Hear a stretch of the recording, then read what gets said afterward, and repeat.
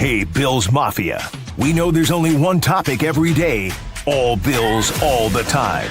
And now Matt Bove and Sal Capaccio are going really deep, talking Bills all year long, because it's always game day in Buffalo.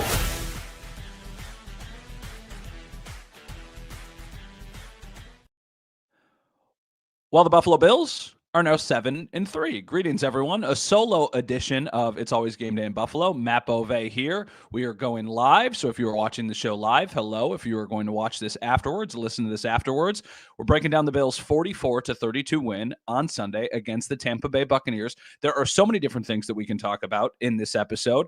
But when I think about this game in general, I think about the Josh Allen experience, and I think about the offense finally waking up and starting to stretch the field, which is a really, really good thing. I should also mention, too, by the way, Sal's off tonight. He's got some friends in town. He is getting a much-deserved little veteran rest. He took care of the podcast last week while I was frolicking around Disney World, so I'm very happy to reciprocate right now. And we got a really, really fun game to talk about, so I feel like it's going to be easy to ride solo on this episode. You know, Josh Allen was awesome in this game after a really, really bad start to the game. So the Bucs get the ball. They punt it down the field. The Bills have terrible opening field position, and Josh Allen is either going to take a safety in the end zone to start the game with the Bills' first offensive possession, but instead does a two-handed shuffle pass that turns into an interception, and it looks like, oh no, it's going to be another one of these days for the offense. It just looks like they are lost. And really after that, the offense was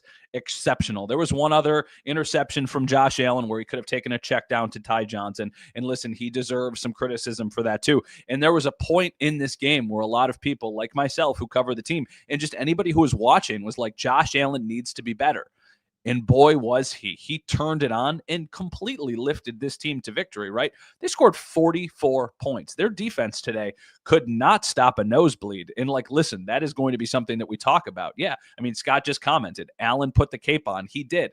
He is the only player in NFL history to have a game where he has 3 rushing touchdowns and 3 passing touchdowns, and he has now done it twice. He did it today, and he did it last year against the Los Angeles Rams.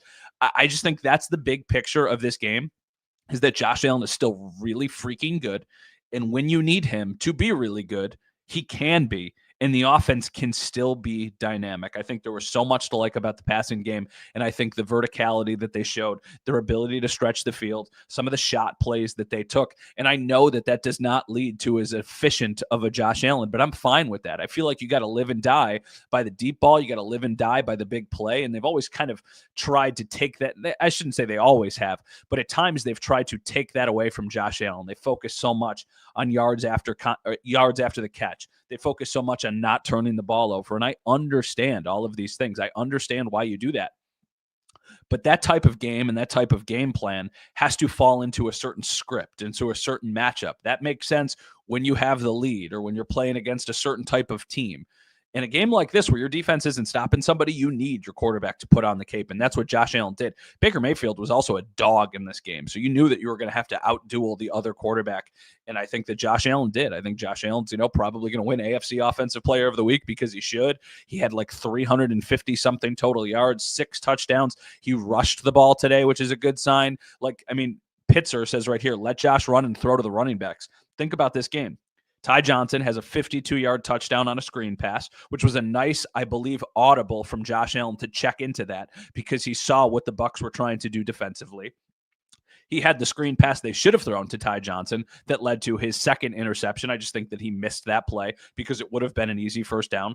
He also had the awesome play for a James Cook passing touchdown where they kind of took James Cook out of the backfield and had him run a vertical route right from there and play fake to the other side. That was a really, really well-designed play from Joe Brady. Joe Brady has been somebody who has taken some criticism the last couple weeks. I think he called a really, really good game. The running backs, James Cook in particular, did not have a great start to this game. They did not run the ball well, but at the end of the game, they were able to put this game on ice because of how they ran the ball. So I think that was a good sign. And then there's just the new faces, and then there's the Keon Coleman discord. There's so many things that we could talk about in this game.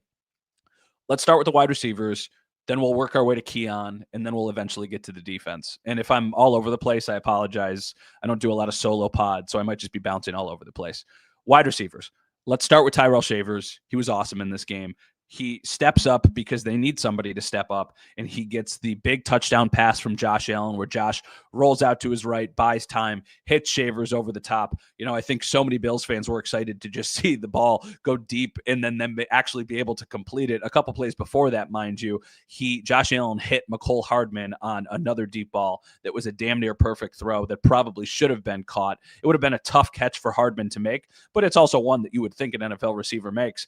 Follows it up a couple plays later with this deep shot to Tyrell Shavers. Shavers was reliable. Shavers made the catches. Shavers played the role that they wanted Keon Coleman to play. He just did it more effectively. Then there's Gabe Davis. I posted this on X a little bit ago. This might not be a good thing, but I personally believe that Josh Allen has more confidence and faith in Gabe Davis than maybe anybody else on the team. And this was his first game with the Bills since the 2023 regular season finale when he got hurt against the Miami Dolphins. But there's something to be said about chemistry, and that does not go away.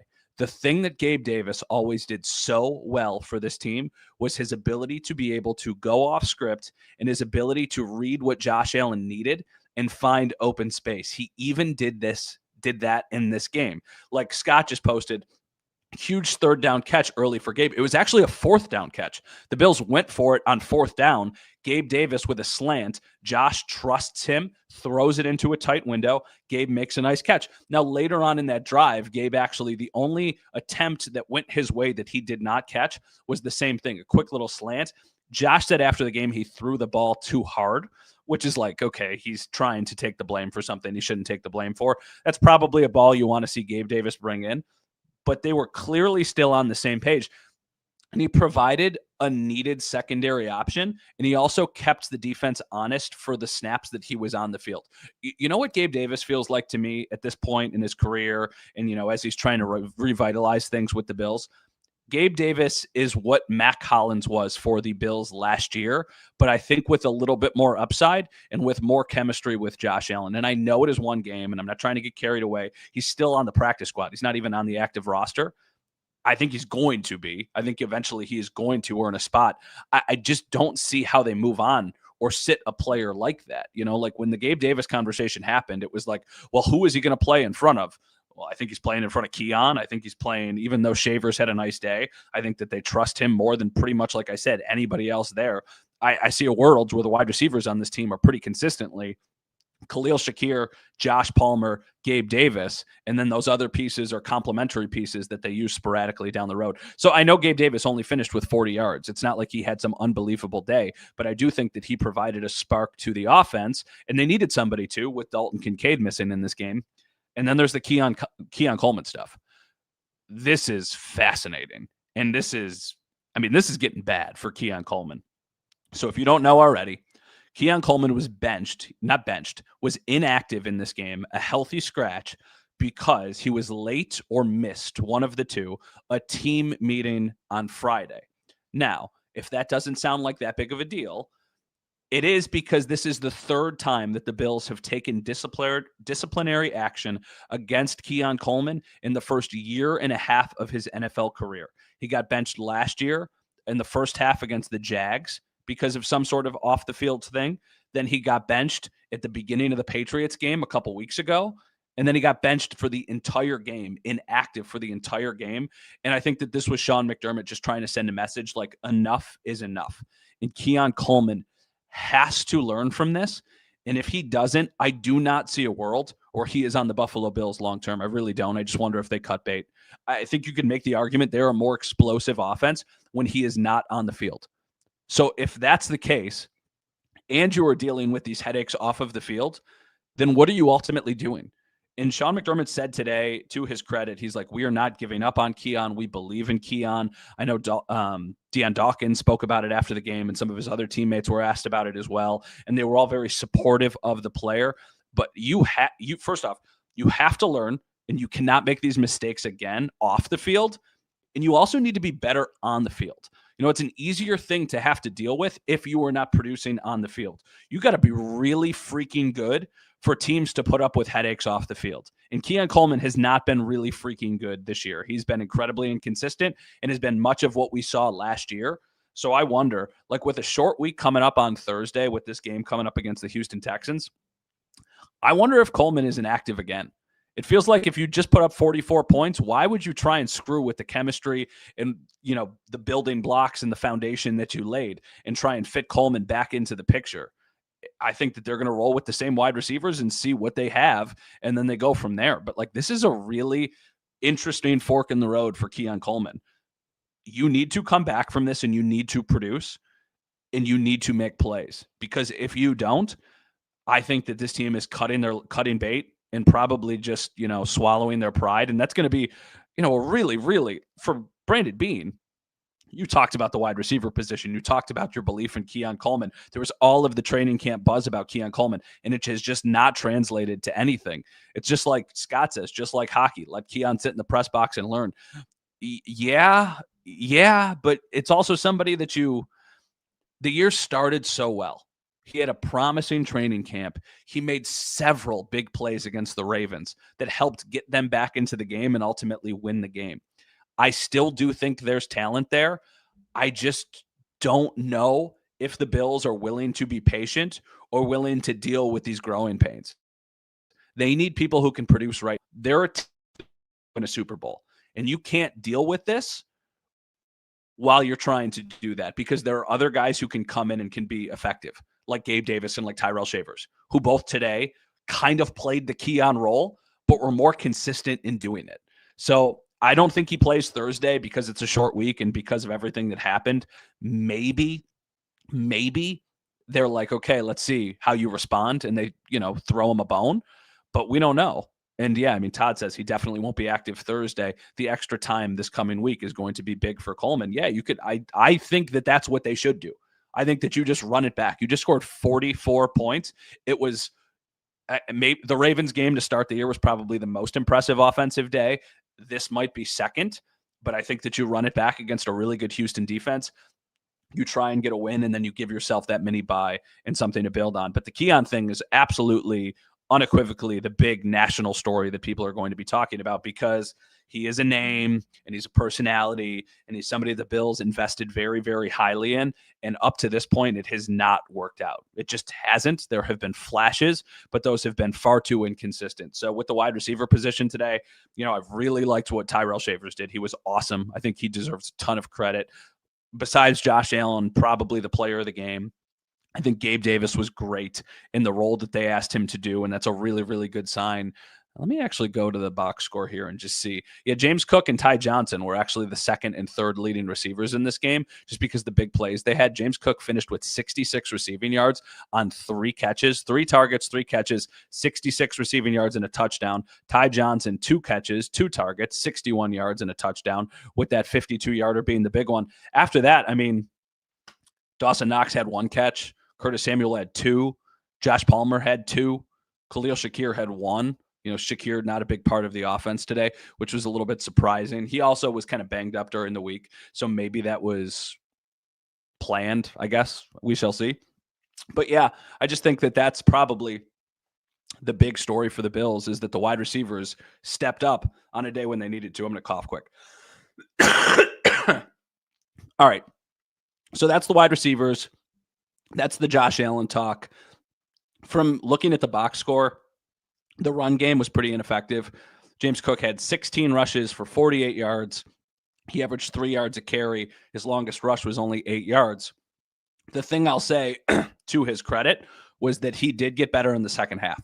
Like James Cook he didn't put the game on ice, but he made several big plays in the Bills' final offensive possession that led them to the Josh Allen rushing touchdown. A couple runs on first down that picked up like 6 or 7 yards, which was really good because they were playing in front of the sticks. Then he had the play where they faked the handoff and he rolled off into the flat. Josh hits him for, an easy 15-yard gain, which is a good sign. So I liked James Cook's day, even though statistically it did not completely jump off the page like some of the other games that he's had this season. I just feel like this is the most effective version of the offense, and I understand like the yak, and I understand wanting to run the ball, and I think at certain times that needs to be the play, and you need to be able to pivot, right? Like when they played the Chiefs a couple weeks ago, that needed to be the game plan. It was run the ball against the Chiefs, keep Patrick Mahomes off the field, do not make the costly mistakes, and try and win the game that way.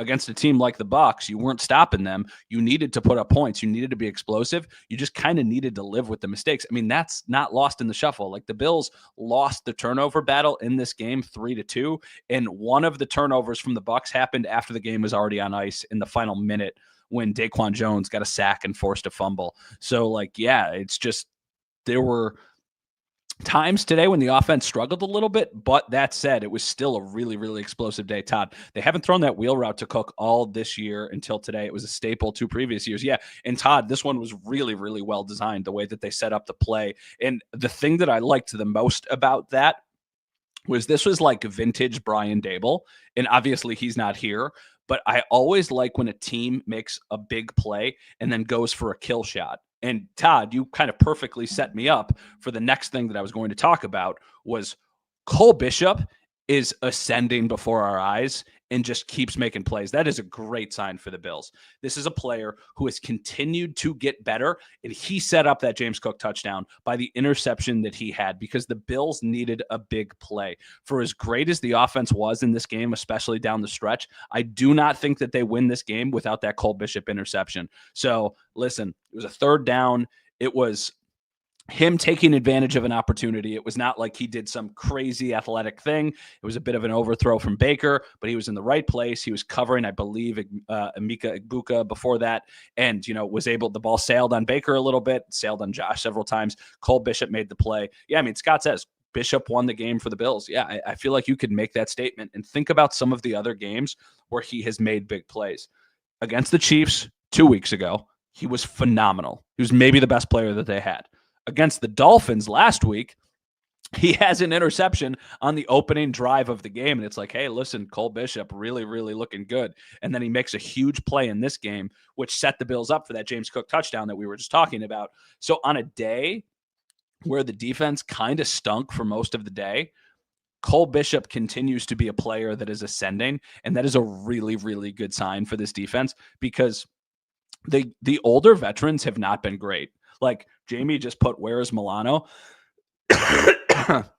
Sorry, I'm dealing with a little sickness right here. Milano, I think, struggled in this game. There was a Sean Tucker pass, their running back, who killed the Bills today. Play where Milano just kind of got completely lost. There were just too many times where the Bills looked slow and unathletic. Somebody says maybe you in the media will stop overreacting. Dude, I've been off for like a week. I'm not overreacting. I didn't even barely watch the Dolphins game, so I don't have anything that I could even really be overreacting to. But yeah, I think defensively though, I did not think this was Joey Bosa's best game at all. It felt like every time there was an option, he read the play wrong and overcommitted to the wrong side. The pass rush did not get home in this game. And then the big story, the run defense stinks. It flat out stinks, and that is going to be a problem for this team unless they figure something out. Shaq Thompson, the veteran linebacker coming back, should help that, but it is still just like an issue, and it continues to be an issue. How many of you listening or watching this podcast here, Mark says, we still have a major problem with stopping the run, slow linebacker play, and consistent pressure on the quarterback. Yeah, I mean, like, it's a recipe for disaster for the defense. Going into this game, I thought the Bills would win because I thought that they had a big advantage with Bucky Irving out and the Bucs being without some of their notable offensive players. Sean Tucker, their 3rd string running back, destroyed them. He averaged 5.6 yards a carry. He had a 43-yard touchdown, 2 touchdowns on the ground, and a receiving touchdown. He destroyed the Bills. So that's something that this team desperately needs to clean up. All right, I'm losing my voice here. My final thought is the offense was awesome today. That is a really good sign for the Bills. Because you have Josh Allen, you have a chance to win every single game that you play. If he plays like this, take the first interception out of it.